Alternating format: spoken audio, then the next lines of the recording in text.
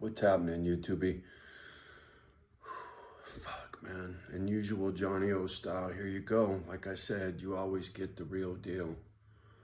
So I just got done watching my last video. Proofread, right? I gotta see it when it goes up for the public to just make sure there wasn't something that I don't want out there, right? Whatever. So anyway, when I watch, a lot of times it triggers something and I got to elaborate on something I said in the last video, and that's what this is. And I really don't want to, but I got to. Yesterday, part of the good shit that happened yesterday, I talked to an old friend of mine, old family friend from the hood, right? Mr. Sean Roller. Homeboy, that name is pretty well known. And man, you talk about a tough Irishman, man. That motherfucker, you cat of 9 lives, Mr. Roller. Love you, brother. Big shout out. His family, right? I ain't talked to him in a long time. And homie's having this party, this get together in South City at this park for the ones that died or the ones that are still alive party or the ones that are still here. Some shit, basically celebrating the ones that have passed on, right? And celebrating the ones that are still here, right? That kind of thing. And he said, dude, it would mean a lot if you could come. And I said, well, fuck, man. He goes, you know, your brother, the this, that. I said, dude, if my brother's coming, I don't know, dude. You know, we ain't talked. He goes, what do you mean? So I kind of explaining. He's like, no, fuck, dude, you got to come. If he don't want to come because you're coming, that's on him, right? He goes, I'll talk to him. I said, fuck, man, I would love that. Anything to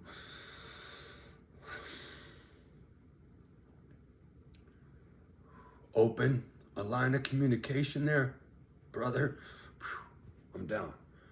But to get back to the grief, right? He was going to a funeral yesterday. Someone else who just ain't here no more. And this person actually is another name. He's one of the Hamilton brothers from South City.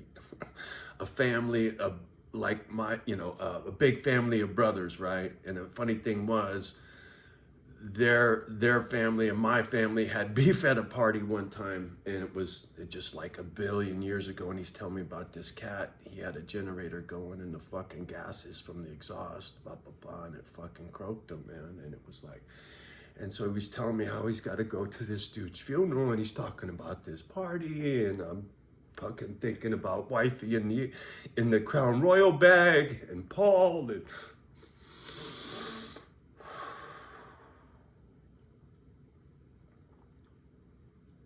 grief. Man, I'm smothered. I am. And I've been fucking it off. I really hadn't been thinking, paying no, never mind, right? Trying real hard not to. Because when Paul died, I was still drinking, right? And then, I don't know, I just got wrapped up in my anger and sobriety, right? Trying to get my shit together, and then grief wasn't part of that. Fuck you, right? And so now grief's like, you know what, dude? No more fucking it off.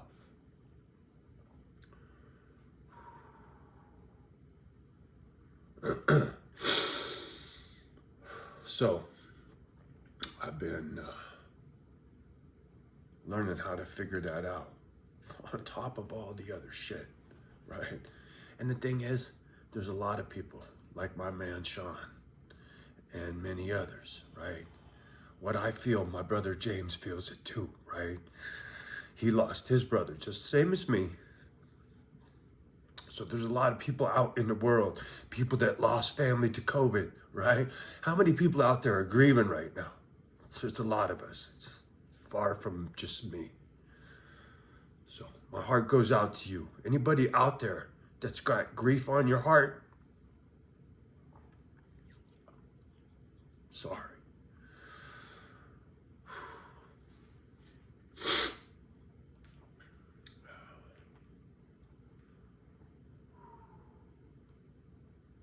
Crazy thing is, it makes me feel like a little kid again.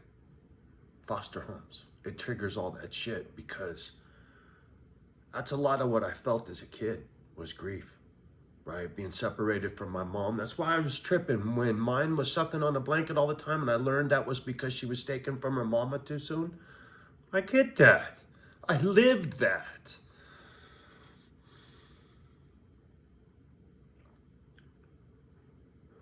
So I had grief in my life as a kid, right? So this grief is triggering a lot of that old shit. But the, fucked up. I was gonna say the nice thing is, because of those old scars and those old battle wounds, it helps me get through this. Because I've been through this before. Get this. Story time, fool. It's in an old video, but I ain't said it in a long time. There's a lot of new folks out here. Check this. I was in a foster home. This would have been San Mateo. So this would have been 4th or 5th grade. Whatever fucking age. I don't remember, right? Probably, man, I can't think. Anyway, no, was it that foster home?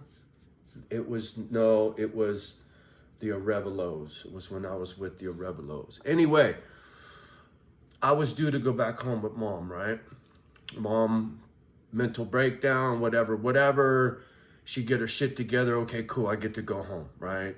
Doc's got her meds straightened out, whatever the fuck. She can handle it. She can be a mom. You get to go home. Social worker says you get to go home, right? So I'm counting days on the calendar. You get to go home. One more day. It's like waiting for fucking Christmas, motherfucker. I get to go home, right?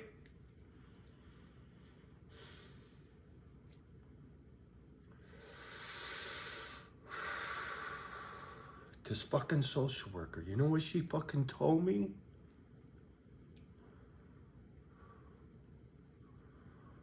As the day was getting closer that I was supposed to go home, mom has a nervous breakdown. She can't hang. She can't hang having me come home, right? So the social worker has to come give me that bad news, right? And she feels bad for me, and she knows history, and she knows the back and forth with mom, right? So she gets this fucking Einstein-y idea. She tells me my mom's dead. She tells me mom passed away. So that I wouldn't keep, hoping mom would get her shit together and then I'd go back home and go home. No. She thought it was just better I just got over mom and just forgot about ever going home again and just, mom's dead, right? Social worker got fired, transferred some bullshit, right? Mom's not dead, this, that, the other thing. I go see mom. She says, sorry, I'm trying to get it together and the blah, blah, blah, blah, blah, right? And then it's fucking try to go home. And then it's back on track again. But how would you feel if someone told you your mom was dead and then you found out she wasn't dead? Right? Scars. Motherfuckers, you have no idea.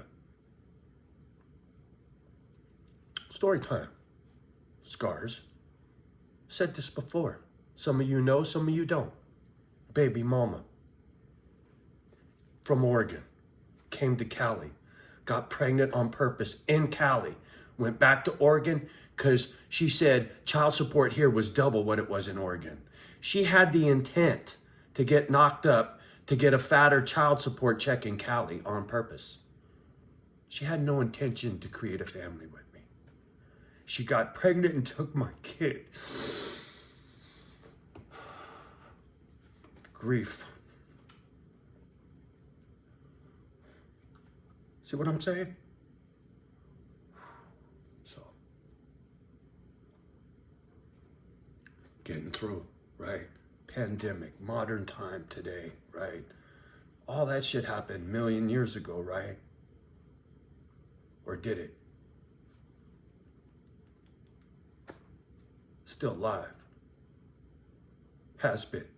Since the day it happened. All of it. It never dies. Do you understand? It's all there. All the time. You can't forget your scars.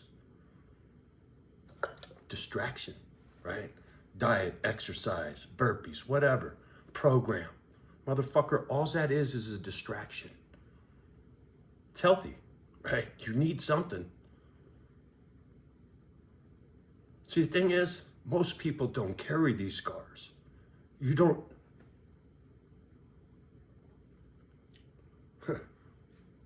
You just don't know. You just don't know, right? You just don't know. Sorry. I know, it's a lot. It's a lot. And now I feel bad that I dumped all this on you, but I'm not the only one grieving. And I'm not the only one with these scars, right? Everybody's got scars. Mine are just pretty gnarly, but everybody's got them.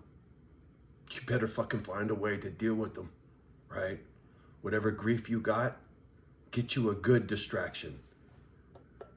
Coffee, not crank, right?